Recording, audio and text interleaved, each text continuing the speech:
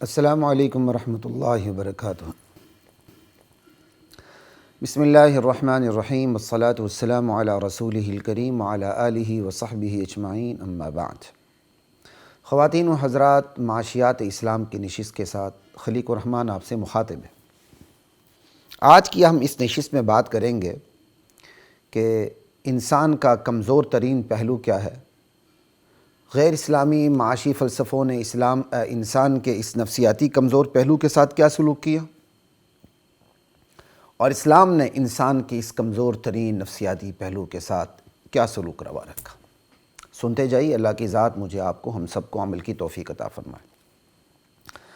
خواتین و حضرات، انسان کا جو کمزور ترین پہلو ہے، اس کی زندگی کا، اس کی نفسیات کا جو کمزور ترین پہلو ہے، وہ ہے اس کے پیٹ کا تقاضا۔ یہ پیٹ انسان کا کمزور ترین پہلو ہے، اور جب یہ پیٹ بھر جائے تو پھر انسان کا کمزور ترین پہلو اس کی شرمگاہ کے تقاضے۔ یہ ہیں انسان کے دو کمزور ترین پہلو۔ سب سے پہلا پیٹ ہے۔ پیٹ نہ بھرے تو پھر بندہ شرمگاہ کے تقاضوں کی طرف بھی نہیں جاتا۔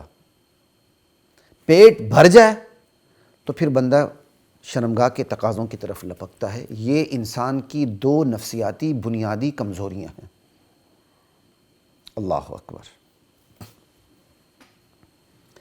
ان بنیادی نفسیاتی کمزوریاں جو ہیں، ان کے ساتھ اسلام نے کیا سلوک روا رکھا۔ یہ جو دو بنیادی کمزوریاں ہیں، یہ ایسی کمزوریاں ہیں کہ انسان اپنی تمام خوبیوں کو قربان کر دیتا ہے، ملیا میٹ کر دیتا ہے۔ اس کے اخلاق، اس کا کردار، یہ ساری صفات اعلیٰ جو انسان کی ہیں، وہ بھیٹ چڑھ جاتی ہیں پیٹ اور شرمگاہ کے تقاضوں کے پیچھے۔ انسان اپنے کردار کو، اپنی شناخت کو، اپنے آپ کو کھو دیتا ہے پیٹ اور شرمگاہ کے تقاضوں کے پیچھے۔ یہ انسان کے دو بنیادی کمزور پہلو ہیں۔ اسلام کے علاوہ جو دیگر معاشی فلسفے ہیں، سیاسی فلسفے ہیں، چونکہ ہم معاشی حوالے سے بات کر رہے ہیں تو فوکس معاشی فلسفوں کو ہی کریں گے۔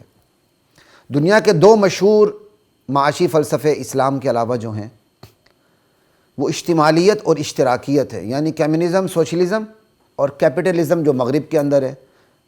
کمیونزم، سوشلزم آپ رشیا اور چائنا کو دیکھتے ہیں۔ تو اسلام کے علاوہ جو فلسفے ہیں، انہوں نے انسان کی اس بنیادی کمزوری کو ہاتھ میں لیا۔ علاج کی بجائے اس کی ہوس کو اور ابھارا۔ انسان کی ان دو بنیادی کمزوریوں سے انہوں نے غلط فائدہ اٹھایا۔ آپ دیکھ لیں کہ اشتراکیت ہو یا اشتمالیت ہو، کمیونزم ہو، سوشلزم ہو یا کیپٹلزم ہو، ان کا نتیجہ کیا ہے؟ ان کا نتیجہ بے لگام پیٹ ہے کہ حلال و حرام کی تمیز سے بے لگام، حلال و حرام کی حدود سے بے لگام پیٹ ہے، اور بے شرم شرمگاہ ہے۔ یہی وجہ کہ آج مغرب کے اندر اور پوری دنیا کے اندر جو اسلام کے علاوہ ہیں، ان میں نکاح کا تصور ہی ختم ہو رہا ہے۔ وہ شادی کی ضرورت ہی نہیں سمجھتے، کہتے ہیں شادی کی کوئی ضرورت نہیں۔ سمجھے؟ وہ پارٹنرشپ قائم کر لیتے ہیں جب تک رہتے ہیں، اس میں اولاد بھی ہو سکتی، نہیں بھی ہو سکتی۔ اولاد بھی پیدا ہوں تو کیا کہتے ہیں، عورتوں کی مرضی سے پیدا ہوں بس، اور کچھ بھی نہیں، وہ بھی ایک دو ہوں۔ یہ اس پہ زیادہ جانے کی ضرورت نہیں۔ تو صرف آپ کے سامنے یہ بات رکھنی تھی کہ اسلام کے علاوہ جتنے معاشی فلسفے ہیں، ان کا آپ نتیجہ دیکھ لیں۔ بے لگام پیٹ ہے، حلال و حرام کی حدود سے بے لگام ہوتا ہوا پیٹ، اور بے شرم شرمگاہ۔ انہوں نے پیٹ کو بے لگام کیا حلال و حرام کی حدوں سے باہر نکال کے، اور شرمگاہ کے تقاضوں کو ہر طریقے سے پورا کرنے کی کوشش کی، بے شرم شرمگاہ بنا کر، اور اپنا خیال باطل یہ بنا لیا کہ اس طرح انسان کو سکون ملے گا، وہ ایک مطمئن نفسیاتی زندگی گزارے گا اپنے بے لگام پیٹ کے ساتھ، اور اپنی بے شرم شرمگاہ کے ساتھ۔ کھلی آزادی دے دی۔ لیکن سوال یہ ہے، اس بے لگام پیٹ کے ساتھ اور اس بے شرم شرمگاہ کے ساتھ کیا انسان کو سکون ملا؟ کیا اس کی زندگی میں چین، اطمینان داخل ہوا؟ کیا اس کی زندگی سے اضطراب، بے چینی، بے سکونی ختم ہوئی؟ کیا اس کی زندگی سے جرائم کا خاتمہ ہوا؟ جس دنیا میں زنا کی سرعام اجازت ہے ود کانسینٹ، کہ رضامندی کے ساتھ آپ محرم رشتوں کے ساتھ بھی زنا کر سکتے ہیں، چاہے باپ بیٹی راضی ہو جائیں، چاہے ماں بیٹا راضی ہو جائیں، چاہے بہن بھائی آپس میں راضی ہو جائیں، زنا پر قانون انہیں پوچھنے کے لیے تیار نہیں، کیونکہ سب کچھ ود کانسینٹ ہو رہا ہے۔ اتنی بے لگام آزادی دینے کے باوجود، جس میں پیٹ بھی بے لگام، شرمگاہ بھی بے لگام، سوال یہ ہے کیا ان معاشروں میں سکون آیا؟ اطمینان، چین، امن، راحت، عزت؟ نہیں، پہلے سے زیادہ بے سکونی، پہلے سے زیادہ بے اضطراب، پہلے سے زیادہ بے چینی، پہلے سے زیادہ جرائم۔ مغرب کی آج کی دنیا کو دیکھ لیں اور اس دنیا کو دیکھ لیں جب یہ بدکاریوں کی، لواطت کی، زنا کی قانونی اجازت نہیں تھی۔ جرائم آج زیادہ ہیں یا تب زیادہ تھے؟ جرائم آج زیادہ ہیں۔ جب انہوں نے پیٹ کو قانونی طور پر بے لگام کیا، شرمگاہ کو قانونی طور پر بے شرم کیا، تو جرائم بڑھ گئے۔ ان کا خیال تو یہ تھا کہ سکون ملے گا، آرام سے بیٹھیں گے، جرائم کم ہوں گے۔ ان کے ہاں تو جن کو یہ جرائم کہتے ہیں، حالانکہ ہمارے ہاں جرائم کی فہرست تو طویل ہے نا، ہمارے ہاں جو جرائم ہے وہاں وہ جرائم نہیں ہے۔ جن کو وہ جرائم کہتے ہیں ان جرائم کی بھی ریشو پہلے سے زیادہ ہے۔ سکون نہیں ملا، اور مزید اس پر اضافہ یہ کہ جرائم بڑھنے کے ساتھ ساتھ ایک اہم ترین جرم جو انسان کی زندگی کا خاتمہ کرتا ہے براہ راست، وہ خودکشی کا جرم ہے۔ بے لگام پیٹ کے ساتھ، بے شرم شرمگاہ کے ساتھ اس معاشرے میں خودکشی کا جرم اتنا بڑھ گیا کہ اب وہ لوگ اپنی مرضی سے اپنی زندگی کا خاتمہ کرتے ہیں۔ جاپان کو دیکھ لیں، خودکشی کی شرح کتنی زیادہ ہے، کتنی زیادہ ہے، حالانکہ پیٹ کے تقاضے کتنے ان کے سٹینڈرڈ کے مطابق کتنے بہترین طریقے سے پورے ہو رہے ہیں، شرمگاہ کے تقاضے کتنے بہترین طریقے سے پورے ہو رہے ہیں ان کے معیار کے مطابق، لیکن خودکشی کی شرح کتنی زیادہ ہے۔ اللہ اکبر۔ اسی طرح مغرب میں دیکھ لیں، مغرب میں ان کا کوئی سینئر سٹیزن، باپ دادا مرتا ہے تو اپنی مرضی سے ہاسپٹل پہنچتا ہے، زہر کی چھوٹی سی پیالی ہاتھ میں لیتا ہے۔ آپ نے ویڈیو وائرل ہوتی ہوئی دیکھی ہوگی بعض، وہ باقاعدہ ایک دوسرے کو الوداعی سلام کرتے ہیں، مگرمچھ کے تھوڑے سے آنسو بھی بہاتے ہیں ایسے کر کے، ٹھیک ہے، اور زہر کا پیالہ پی لیتے ہیں، وہیں ختم۔ آخر یہ انسان مجبور کیوں ہوا اپنی زندگی کے خاتمے پر جو اس کو سب سے زیادہ عزیز تھی؟ بے لگام پیٹ کے ہوتے ہوئے، بے شرم شرمگاہ کے ہوتے ہوئے وہ اپنی زندگی کے خاتمے پر مجبور کیوں ہوا؟ صاف نتیجہ یہ نکلا کہ بے لگام پیٹ نے سکون نہیں دیا، بے شرم شرمگاہ نے اسے سکون نہیں دیا، جرائم بڑھ گئے، اور بالآخر یہ نتیجہ بھی نکلا کہ اس نے اپنے ہاتھوں سے، اپنی مرضی سے، اپنی رضامندی سے، ود کنسنٹ اپنی زندگی کا خاتمہ کر لیا۔ اور یہ بھی اب جرم نہیں سمجھا جا رہا مغربی معاشرے میں۔ انا للہ و انا الیہ راجعون ثم انا للہ و انا الیہ راجعون۔ تو نتیجہ کیا نکلا خواتین و حضرات؟ کہ پیٹ کو بے لگام کرنے سے، شرمگاہ کو بے شرم کرنے سے سکون نہیں ملا، تو اس کا مطلب پیٹ کو بے لگام کرنے سے اور شرمگاہ کو بے شرم کرنا یہ علاج نہیں ٹھہرا۔ اور یہ علاج کس نے کیا تھا پیٹ کو بے لگام کرنے کا؟ حلال و حدود کی حدوں سے بے لگام کرنے کا اور شرمگاہ کے حلال تقاضوں سے بے شرم کرنے کا، یہ علاج کس نے تجویز کیا تھا؟ یہ علاج معاشی فلسفوں نے تجویز کیا تھا۔ تو ان کا علاج غلط ٹھہرا، اس کا مطلب انہوں نے انسان کی ان دو بنیادی کمزوریوں کا غلط علاج کیا، بلکہ غلط فائدہ اٹھایا، نتیجہ مائنس میں چلا گیا۔ اللہ اکبر۔ تو آج کی اس نشست میں یہی آپ سے بات کر رہا ہوں، انسان کے ان دو بنیادی کمزوریاں جو پیٹ کے تقاضے اور شرمگاہ کے تقاضے، ان کے ساتھ غیر اسلامی معاشی فلسفوں نے کیا سلوک کیا اور کیا نتیجہ نکلا، اسلام نے کیا سلوک کیا اور کیا نتیجہ نکلا۔ ابھی تو میں نے مغرب پہ بات کی، اب آتے ہیں اسلام کی طرف۔ اسلام کو بھی اس چیز کا احساس ہے کہ انسان کے اندر یہ دو بنیادی نفسیاتی کمزوریاں ہیں۔ اسلام جانتا ہے، زیادہ بہتر جانتا ہے، زیادہ بہتر جانتا ہے کہ انسان کے اندر یہ دو بنیادی نفسیاتی کمزوریاں ہیں، پیٹ کا تقاضا اور اس کی شرمگاہ کا تقاضا۔ ٹھیک، اگر یہ نفسیاتی کمزوری بالکل مائنس ہو فرشتوں کی طرح تو پھر تو دنیا دارالامتحان رہی نہیں نا۔ تو اللہ تعالیٰ نے تو اس کو امتحان میں ڈالنا ہے۔ تو ہدیناہ النجدین، اللہ تعالیٰ نے خیر و شر اس کے اندر رکھ دی ہیں، اور خیر و شر پر قدرت بھی اس کو دے دی ہے۔ خیر و اگر اللہ اس بندے میں شر نہ رکھتا، شر کے تقاضے نہ رکھتا، خیر نہ رکھتا، خیر کے تقاضے نہ رکھتا، اور اس کو اختیار نہ دیتا کہ تیری مرضی تو خیر کی طرف جا، تیری مرضی تو شر کی طرف جا، تو امتحان نہ ہوتا۔ اگر اللہ پیٹ اور شرمگاہ کے تقاضے نہ رکھتا تو پھر تو بندہ فرشتہ ہوتا، امتحان ہی ختم ہو چکا ہو جاتا۔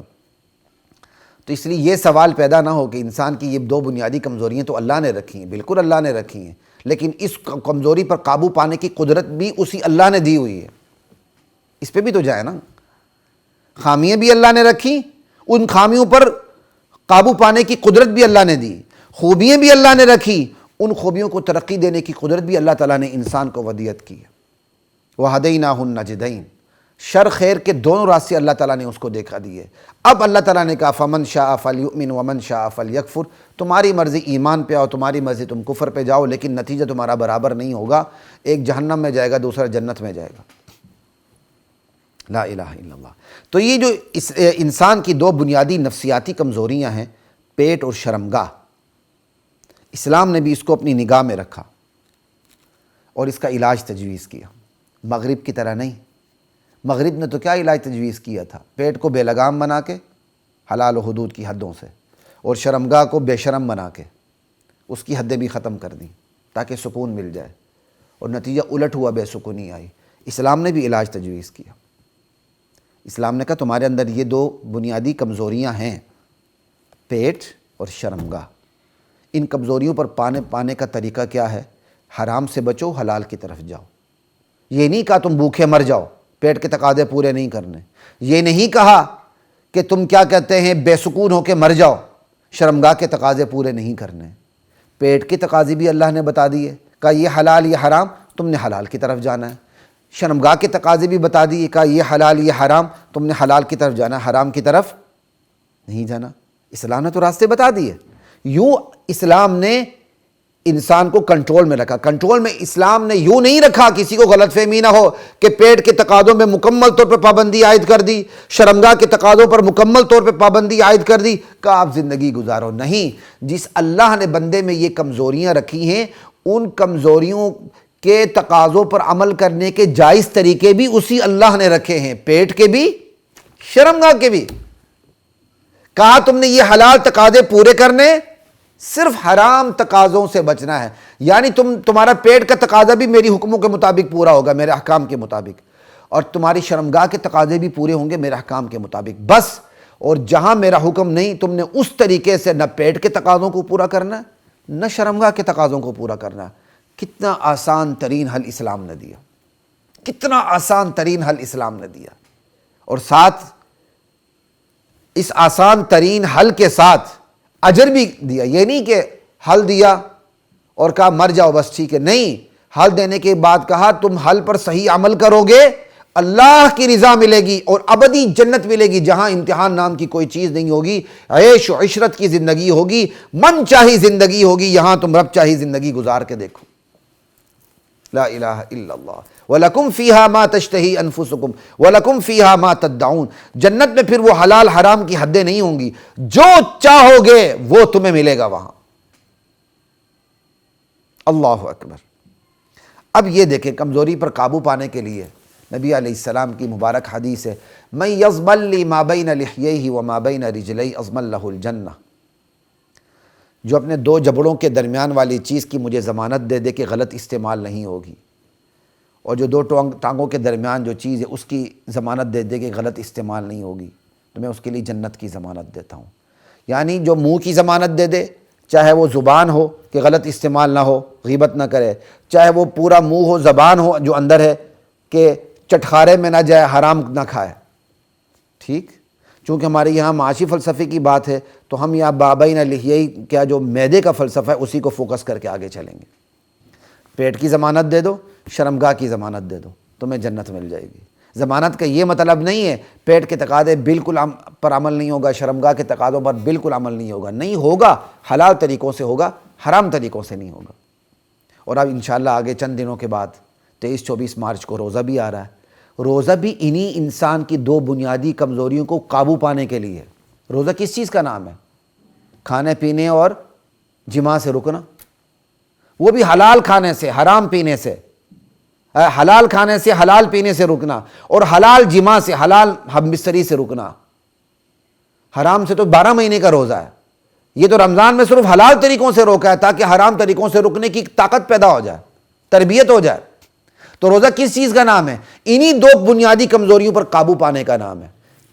کھانا پینا یہ پیٹ کا تقاضا ہوا، جماع مباشرت ہم بستری یہ شرمگاہ کے تقاضے ہوئے۔ تو روزہ بھی دراصل انسان کی انہی دو بنیادی کمزوریوں پیٹ اور شرمگاہ،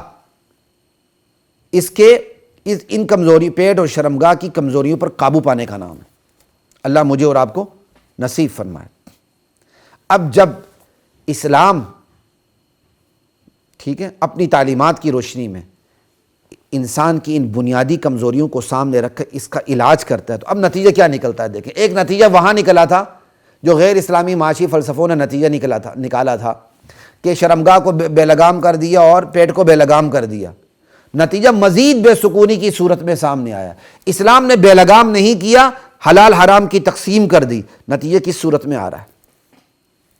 اللہ اکبر، نتیجہ اس صورت میں آ رہا ہے کہ بندے کی زندگی میں سکون آ جاتا ہے، چاہے جائز تقاضے پورے ہونے کی نوبت بھی نہ آئے۔ اگر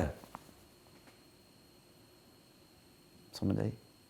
یعنی ایک بندہ پیٹ کے جائز تقاضے بھی پورا نہ کر سکے بالفرض، اور شرمگاہ کے جائز تقاضے بھی پورے نہ کر سکے تو اس مارے وہ خودکشی نہیں کرتا، جرائم میں اضافے نہیں ہوتے، حلال و حرام کی تقسیم کر دی۔ بس عمومی معاشرے کو یہ سارے کیا کہتے ہیں جو مواقع حاصل ہوں گے کہ وہ حلال طریقے سے پیٹ کے تقاضے بھی پورے کریں، شرمگاہ کے تقاضے بھی پورے کریں، حرام کی طرف نہ جائیں۔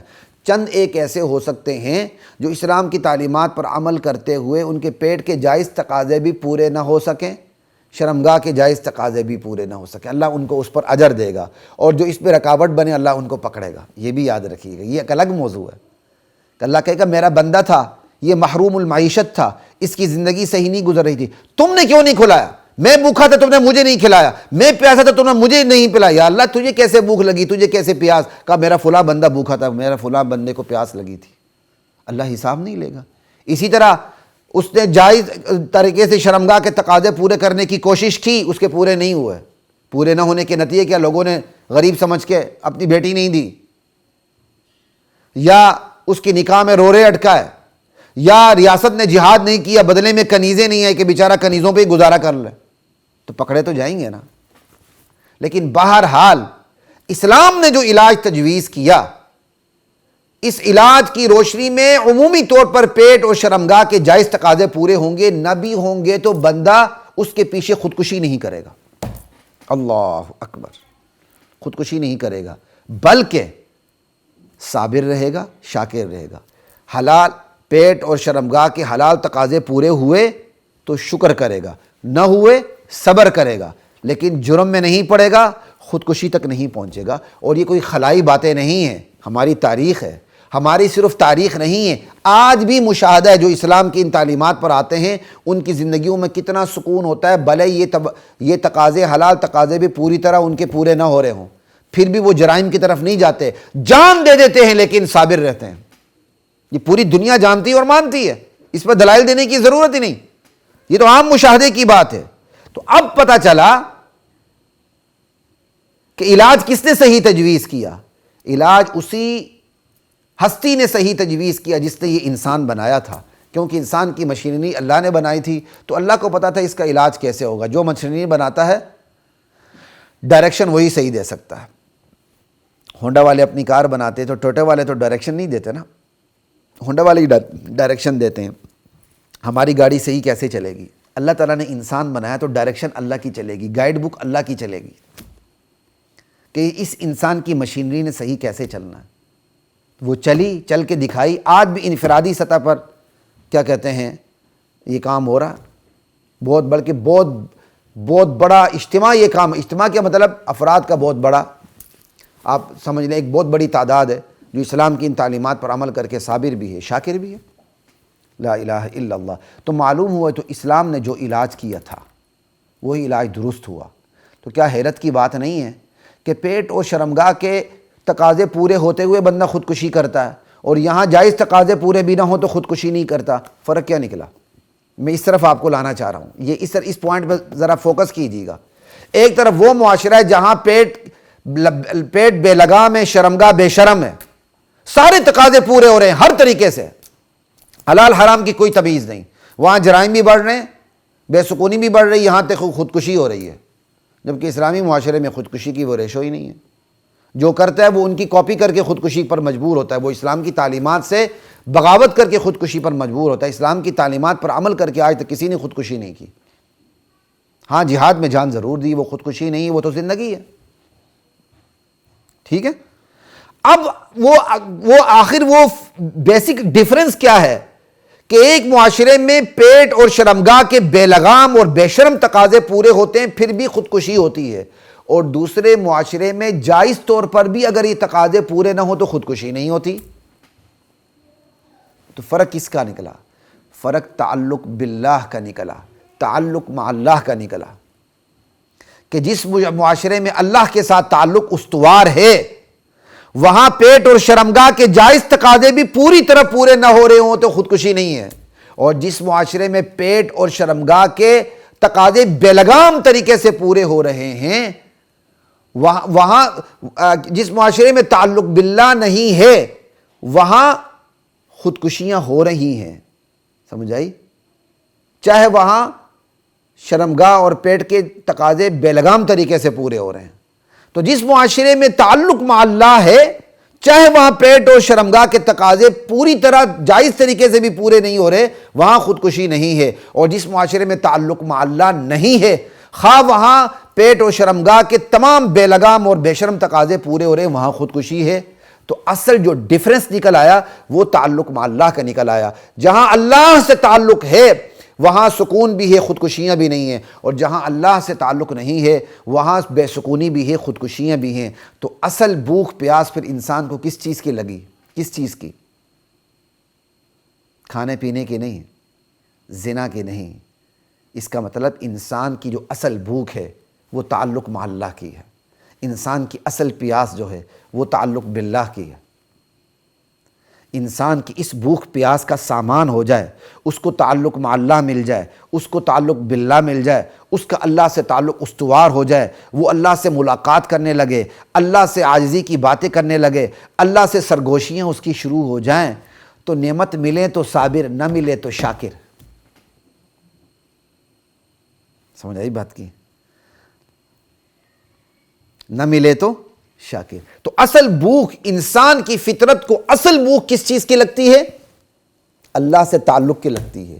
یہ اصل بھوک پوری نہ ہو اور تمام بھوکوں کا علاج اس کا ہو جائے، پیٹ کی بھوک، شرمگاہ کی بھوک، تو اصل بھوک کا علاج نہ ہو وہ مضطرب رہتا ہے۔ تعلق باللہ کی بھوک کا علاج نہ ہو، اللہ سے تعلق استوار نہ ہو، وہ مضطرب رہتا ہے، بے چین رہتا ہے، بے سکون رہتا ہے، بے عزت رہتا ہے، آخر کار اپنی جان کا خاتمہ اپنے ہاتھوں سے کر دیتا ہے اور ہمیشہ کے لیے پھر جہنم چلا جاتا ہے۔ سمجھ آئی بات کی؟ لا الہ الا اللہ واللہ اکبر۔ تو یہاں صرف اس نتیجے پر آپ کو پہنچانا تھا کہ انسان کی جو اصل فطرت ہے، اس کی جو اصل بھوک ہے وہ کھانے کی نہیں ہے، وہ پینے کی نہیں ہے، وہ شرمگاہ کے تقاضوں کی نہیں ہے، وہ اللہ سے تعلق کی بھوک ہے، اللہ سے تعلق کی پیاس ہے، اس بھوک پیاس کا سامان ہو جائے تو وہ نعمتیں ملیں تو صابر رہتا ہے، نہ ملے تو شاکر رہتا ہے۔ لیکن یہ جو اصل بھوک ہے انسان کی، ہمیں تو اس طرح نظر نہیں آتی جس طرح ہمیں کھانے کی بھوک نظر آتی ہے، پینے کی پیاس ہمیں دکھتی ہے، مشاہدہ ہوتا ہے۔ تو اللہ تعالیٰ کی جو بھوک ہے وہ ہمیں نظر کیوں نہیں آتی؟ بھائی پہلا جواب تو یہ ہے، وہ نظر آنے والوں کو نظر آتی ہے۔ جو اندھے بن جاؤں، مجھے کیسے نظر آئے گی؟ میرے سامنے مجھے یہ کیمرہ نظر آ رہا ہے، میں خود ہی آنکھیں بند کر لوں، میں کہوں مجھے نظر نہیں آتا، تو غلطی تو میری ہے نا، میری آنکھوں کی تو نہیں ہے، وہ تو میں نے خود بند کی ہوئی ہیں۔ انسان کی فطرت کو اصل بھوک اللہ تعالیٰ کی لگی ہوئی ہے، لیکن وہ اللہ کے ساتھ جو تعلق کی بھوک ہے، پیاس ہے، اس نے اپنی نظریں خود ہی جان بوجھ کے بند کی ہوئی ہیں۔ نفس سے امارہ، اس کا نفس اسے گناہ کی طرف لے جاتا ہے۔ جب اس کا نفس اس کو گناہ کی طرف لے جاتا ہے تو جو اللہ سے تعلق کی بھوک ہے، اس سے جو اللہ سے تعلق کی پیاس ہے وہ دب جاتی ہے۔ وہ عارضی طور پر دبتی ہے یا مستقل طور پر دبتی ہے؟ شروع میں تو وہ عارضی طور پر دبتی ہے اور بندے کو کچوکے لگاتی رہتی ہے، لیکن بندہ کچوکے پر اگر چکنا نہ ہو تو آہستہ آہستہ آہستہ، رفتہ رفتہ رفتہ یہ جو اللہ سے تعلق کی بھوک ہے مکمل طور پہ مٹ جاتی ہے، پھر بندے کے دل پہ مہر لگ جاتی ہے۔ ختم اللہ علی قلوبہم وعلی سمعہم وعلی ابصارہم غشاوہ۔ بس اللہ اس تعلق باللہ کی بھوک کو یکسر ختم نہیں کرتے، موقع دیتے رہتے ہیں۔ یہ نفس امارہ کی نیچے دبی رہتی ہے۔ بندہ چکنا ہو جائے تو نفس امارہ کی مٹی جار کے باہر نکل آتا ہے، تو پھر اس کو پیٹ اور شرمگاہ کی بھوک سے وہ بے نیاز ہوتے ہوئے اللہ تعالیٰ کی تعلق کی بھوک لگ جاتی ہے، وہ ادھر آ کے اپنے آپ کو سنوار لیتا ہے۔ تو دراصل ہمیں نظر جو نہیں آتی نا، تعلق مع اللہ کی بھوک، تعلق مع اللہ کی پیاس، وہ دراصل نظر اس لیے نہیں آتی کہ نفس امارہ کی گرد پڑ چکی ہے، ہم نے اپنی آنکھیں خود بند کی ہوئی ہیں۔ جب ہم حرام کی طرف لپکتے ہیں تو اس کا انتقام خدا یہ لیتا ہے کہ اپنے سے تعلق کی جو بھوک ہوتی ہے نا، اللہ اس کی بھوک کو، اس کی پیاس کو کم کرتے چلے جاتے ہیں۔ اور جو بندہ حرام کی طرف نہیں لپکتا، بے لگام پیٹ کے تقاضوں کی طرف نہیں جاتا، بے شرمگاہ کے تقاضوں کی طرف نہیں جاتا، اس پر اللہ انعام یہ فرماتے ہیں، اپنے تعلق کی بھوک اس کو لگاتے رہتے ہیں۔ جب تک وہ اللہ تعالیٰ کے ساتھ جڑا نہیں رہتا، اس کی زندگی میں اطمینان نہیں آتا۔ کیا آپ ایسے لوگوں کو نہیں دیکھتے؟ الحمدللہ آپ بھی ایسے لوگوں میں سے ہوں گے۔ اذان ہوتی، جب تک نماز نہ پڑھے بندے کو چین ہی نہیں آتا، جب تک نماز نہ پڑھے چین ہی نہیں آتا۔ اور ایسے بھی ہیں 5 نہیں 50 نمازیں گزر جاتی ہیں، انہیں احساس بھی نہیں ہوتا۔ آخر یہ کیا چیز ہے کہ اذان ہوتی تو جب تک نماز نہ پڑھے چین نہیں آتا؟ یہ ہے تعلق مع اللہ کی بھوک۔ آخر کیا چیز ہے؟ جب تک آپ حرام سے نہ بچیں آپ کو چین نہیں آتا۔ یہ کیا ہے؟ تعلق مع اللہ کی پیاس۔ آخر کیا وجہ ہے کہ آپ حقوق العباد ادا کرتے ہوئے بندوں کو دیکھ کے تڑپ اٹھتے ہیں؟ جب تک آپ ان کی مدد نہ کریں آپ کو چین نہیں آتا۔ یہ کون سی بھوک ہے؟ یہ کون سی پیاس ہے؟ یہ اللہ تعالیٰ کے سے تعلق کی بھوک ہے، اللہ تعالیٰ سے تعلق کی پیاس ہے۔ جب تک آپ زکوٰۃ نہیں دیتے، جب تک آپ فطرانہ نہیں دیتے، جب تک آپ عشر نہیں دیتے، جب تک آپ اپنے مال کے شرعی حقوق ادا نہیں کرتے، آپ کے دل میں ٹھنڈ نہیں پڑتی۔ یہ کیا ہے؟ یہی تو تعلق اللہ کی بھوک ہے۔ لیکن جب بندہ اس سے خود ہی آہستہ آہستہ آنکھیں بند کرتا جاتا ہے تو یہ بھوک کم ہوتے ایک وقت آتا ہے مٹ جاتی ہے۔ بندہ کہتا ہے یار فجر کی نماز چلو کل پڑھ لوں گا، کل تھوڑی سی جاگ جاتی، پھر کہتا ہے پرسوں پڑھ لوں گا، اس سے کم جاگ آتی، کہتا ہے ترسوں پڑھ لوں گا، پھر ایک موقع یہ ہوتا ہے بالکل مردہ ہو جاتا ہے، اب پڑھنا نہ پڑھنا اس کے لیے برابر ہو جاتا ہے۔ تو یہاں صرف سمجھانے کی بات یہ ہے کہ بھوک لگی ہوتی ہے انسان کی فطرت کو اللہ سے تعلق کی، لیکن اس فطرت کو ہماری جو جان ہے نفس امارہ اس پر گرد ڈالتی جاتی ہے، اس کو دباتی جاتی ہے، اور ہم شیطانی وسوسوں کے پیچھے اس کو دباتے چلے جاتے ہیں اور خود ہی اس کا خاتمہ کرتے ہیں، تو پھر تو گلہ اللہ سے نہیں بنتا۔ تو خواتین و حضرات کافی آپ سے بات ہو گئی، میرا تو خیال تھا یہ مختصر سی بات ہوگی لیکن یہ بہت آگے بات بڑھ گئی۔ یہاں صرف آپ کو سمجھانے کا صرف اتنا ہی مطلب ہے کہ جو اسلام کا جو تصور معیشت ہے، اسلام کی جو معیشت ہے وہ صرف دنیاوی مشکلات کا حل پیش نہیں کرتی، وہ دنیا کو آخرت سے نتھی کر کے بات کرتی ہے۔ ہر چیز جوڑا جوڑا پیدا کیا گیا، دنیا کو آخرت سے نتھی کر کے جب آپ بات کریں گے تو تب دنیا کی سمجھ آئے گی، وگرنہ دنیا کی سمجھ نہیں آتی۔ تو اسلامی معیشت صرف دنیا کی مشکلات کو حل نہیں کرتی، غیر اسلامی معاشی فلسفوں کی طرح، بلکہ اسلامی معیشت دنیا کو آخرت سے نتھی کر کے بات کرتی ہے۔ اور اسلام کی جو معیشت ہے وہ اونچ نیچ کو مٹا کر امیر غریب میں فرق ختم کر کے کلاس لیس سوسائٹی قائم نہیں کرتی، بلکہ امیری غریبی کا فرق رکھتی ہے۔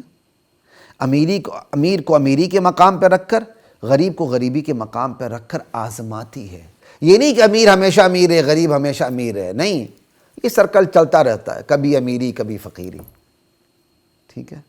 صدا نہ باغ بہاراں، صدا نہ باغ بلبل بولے، صدا نہ باغ بہاراں، صدا نہ ماپے حسن جوانی، صدا کیا ہے یار، آگے وہ پورا شعر ہی بھول گئے، یہ آخری مصرع مجھے آخری الفاظ بھول ہی جاتے ہیں۔ بہرحال جو بھی ہو، کوئی چیز صدا نہیں رہتی۔ اللہ تعالیٰ غریب کو غربت میں رکھ کر، امیر کو عمارت پہ رکھ کر اس کو آزماتے ہیں۔ یہ ہے اسلام کا معاش، یہ ہے اسلام کی معیشت جو آخرت کے تابع ہو کے کام کرتی ہے اور زندگی میں سکھ چین کو بکھیر دیتی ہے۔ اور دیگر تمام اسلامی غیر اسلامی معاشی فلسفوں کی جو معیشت ہے وہ خدا فراموش ہو کے علاج تجویز کرتی ہے، آخرت فراموش ہو کے علاج تجویز کرتی ہے، اور انسانوں کی زندگیوں میں دکھوں کو، جرائم کو، بے سکونی کو، اضطراب کو، بے چینی کو بھر دیتی ہے، یہاں تک کہ بندہ اپنے ہاتھوں اپنی زندگی کا خاتمہ کر کے خودکشی کر لیتا ہے۔ معیشت کی بات آپ کے ساتھ چلتی رہے گی، خلیق الرحمن کو اجازت دیجیے۔ السلام علیکم ورحمۃ اللہ وبرکاتہ۔